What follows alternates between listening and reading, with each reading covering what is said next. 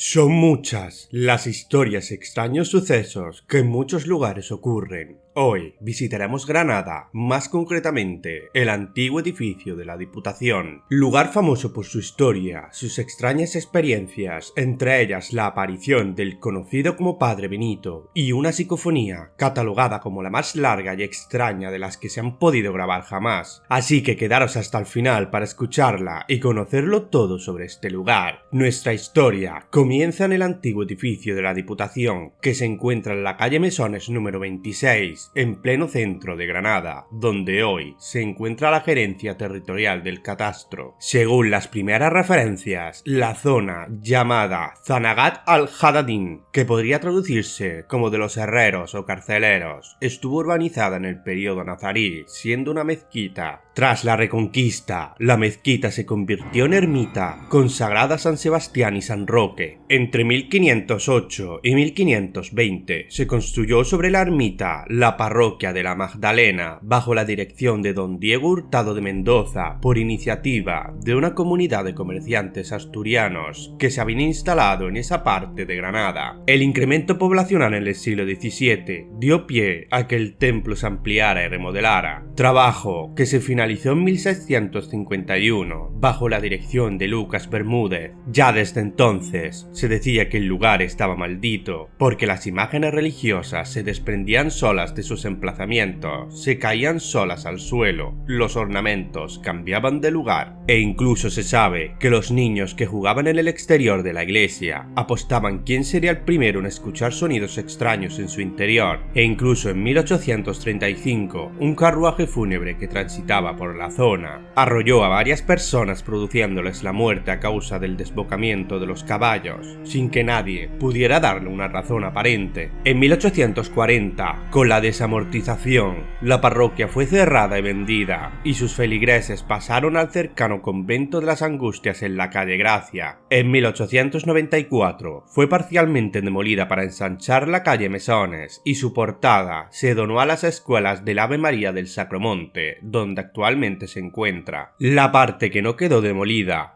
quedó integrada en un edificio utilizado como almacén de telas, los almacenes La Magdalena, donde ocurrió un hecho que volvió a hacer pensar en la maldición que ese lugar entrañaba, ya que uno de los dueños se ahorcó de una de las vigas de la antigua iglesia. En 1971 se terminó de demoler lo que quedaba de la iglesia para construir los almacenes Woolworth, edificio que se levantó como una enorme mole de hormigón y que no tenía ventanas. Durante la remodelación del edificio, tras derribar uno de los muros originales, aparecieron restos humanos, al parecer de niños, y un esqueleto de hombre adulto, hecho que se ocultó en aquel momento. Los empleados de los almacenes comentaban extraños sucesos, como escaleras mecánicas que funcionaban solas, luces que se encendían y apagaban, o productos que aparecían desordenados. Los almacenes fracasaron, y tras 7 años cerraron sus puertas. El edificio quedó abandonado un tiempo en el cual aumentó su reputación debido a los fenómenos que ocurrían en él. En 1985, el edificio pasó a manos de la Diputación Provincial, y donde se albergó la Diputación de Granada, y enseguida empezaron a ocurrir sucesos extraños, como máquinas de escribir que funcionaban solas, tirones de pelo, agresiones, cajones que se abrían y se cerraban, mobiliario de más de 150 kilos que se movía solo, desapariciones inexplicables de objetos,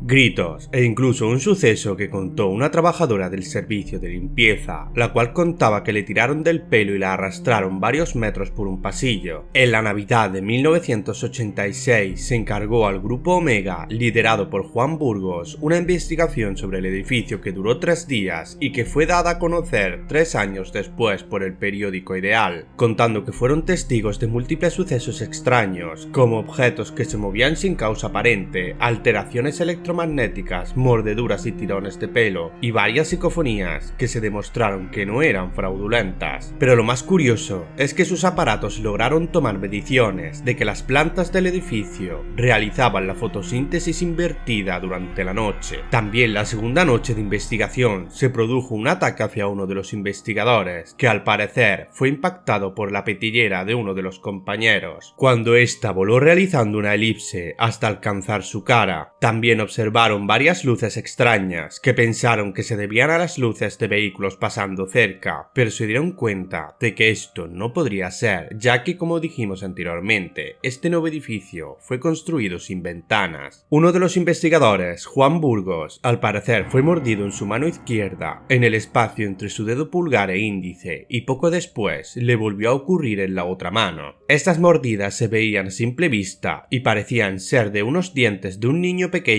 o quizás de un perro. Pero fue la última noche cuando se produjeron los fenómenos más impactantes de toda la investigación. Estos ocurrieron en el muro donde se encontraron los restos humanos durante la remodelación del edificio. Ocurrió que dejaron todos los aparatos en esa zona y cuando los recogieron, el medidor empezó a detectar alteraciones, se disparó una señal acústica y el indicador magnético parecía estar enloquecido. Después, un arco voltaico salió del muro e impactó directamente en uno de los aparatos que uno de los investigadores sostenía en su mano, tirándolo al suelo y destrozándolo. Poco después, un ser salió del muro. Lo describían como una especie de monje o sacerdote de unos 45 años, con una expresión muy triste. El dibujante del periódico Ideal, Andrés Soria, realizó un retrato robot de aquel ser, el cual estáis viendo en pantalla. La sorpresa fue mayúscula cuando una señora se puso en contacto con él para decirle que aquel ser era un antepasado suyo, que era el padre Benito, el antiguo párroco de la iglesia de la Magdalena. A la vista de estos hechos, se decidió clausurar la investigación,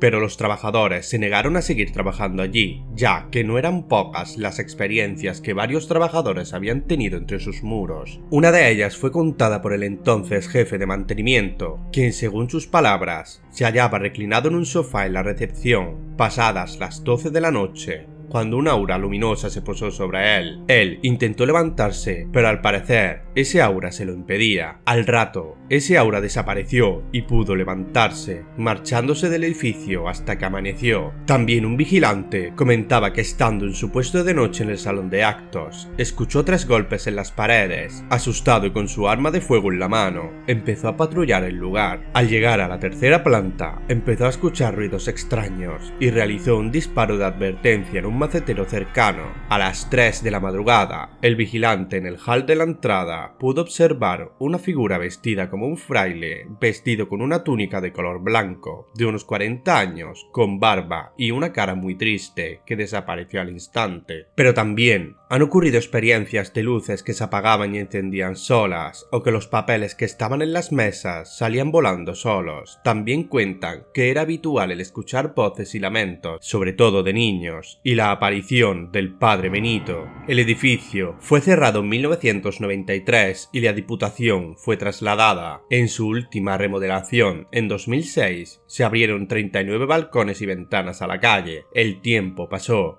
pero los extraños fenómenos que se vivían allí no han dejado de ocurrir. Pero, antes de terminar, y como no podía ser de otro modo, os hemos traído una psicofonía para que podáis escucharla. Recordad que es recomendable el uso de auriculares y el volumen al máximo para escucharla mejor. Además, os animamos a que compartáis en comentarios lo que escucháis en la psicofonía. Esta es una psicofonía tomada por Mariano Carmona, uno de los investigadores del grupo Omega. Cabe decir que es una de las más famosas, largas y extrañas jamás grabadas, ya que parece ser de alguien bastante anciano y no es muy entendible. De hecho, nadie ha podido descifrarla completamente, por lo que podría interpretarse de muchas maneras. En nuestro caso, creemos que podría decir algo como una compañía al principio, y luego casi al final, algo como tengo una lengua y os arrepentiréis.